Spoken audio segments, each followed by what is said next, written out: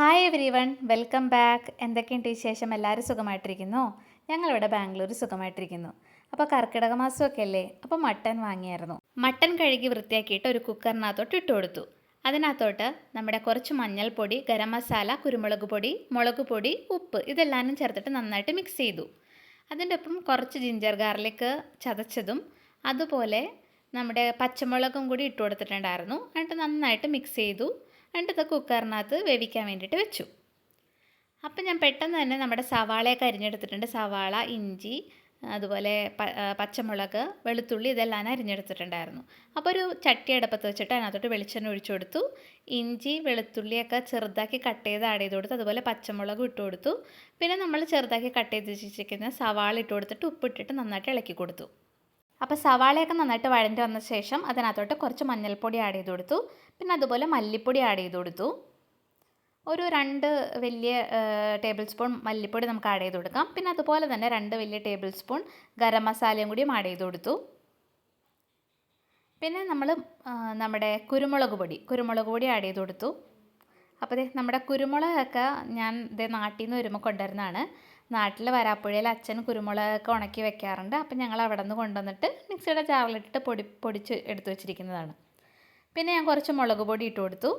നമ്മുടെ മട്ടൻ ആവശ്യമായിട്ടുള്ള മുളക് പൊടി ഇട്ട് കൊടുത്തിട്ട് നന്നായിട്ട് ഇളക്കി കൊടുത്തു.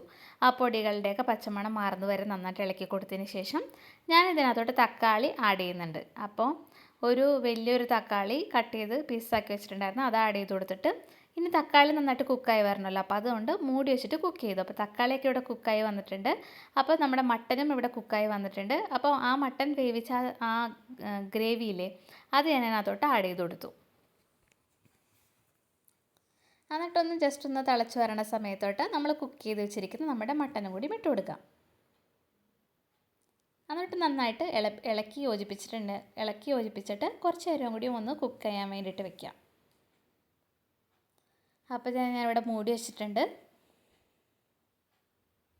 ആ മസാലയൊക്കെ ഒന്ന് മട്ടനകത്തോട്ട് നന്നായിട്ട് പിടിച്ചു വരണമല്ലോ.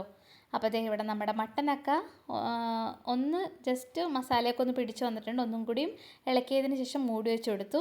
ഇപ്പോൾ ഇവിടെ നമ്മുടെ മട്ടൻ കറി റെഡി ആയിട്ടുണ്ട്. നല്ല സ്മെല്ലൊക്കെ വരുന്നുണ്ട്.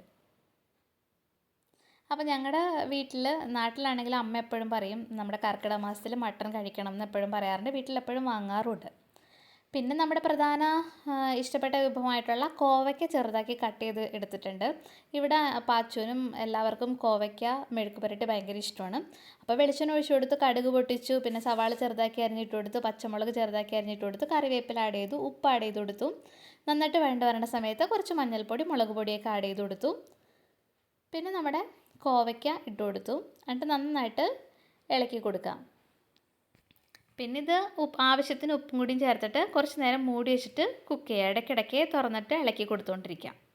കോവയ്ക്ക ഇങ്ങനെ നന്നായിട്ട് ഇങ്ങനെ ഫ്രൈ ആയിട്ട് വരണം. അപ്പോഴാണ് ആ കോവയ്ക്കയുടെ നല്ല ടേസ്റ്റ് വരുന്നത്. ഞങ്ങളുടെ വീട്ടിലൊക്കെ എപ്പോഴും കോവയ്ക്ക മെഴുക്ക് പുരട്ടി ഇങ്ങനെയാണ് ഉണ്ടാക്കാറ്. അപ്പോഴത്തേക്ക് ഞാൻ ഇളക്കി കൊടുത്തുകൊണ്ടിരുന്ന ഇടയ്ക്കിടയ്ക്ക് നമ്മുടെ പാത്രം തുറന്നിട്ട് ഇളക്കി കൊടുക്കുന്നുണ്ടായിരുന്നു. ഇവിടെ കോവയ്ക്ക മെഴുക്ക് പുരട്ടിയൊക്കെ റെഡി ആയിട്ട് വന്നിട്ടുണ്ട്.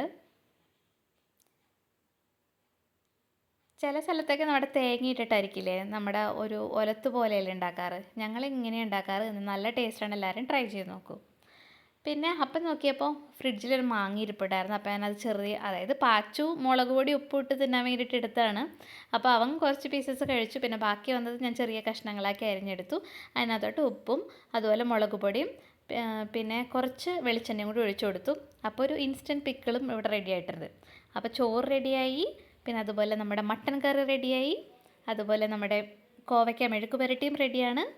അച്ചാറും റെഡി. Thanks for watching.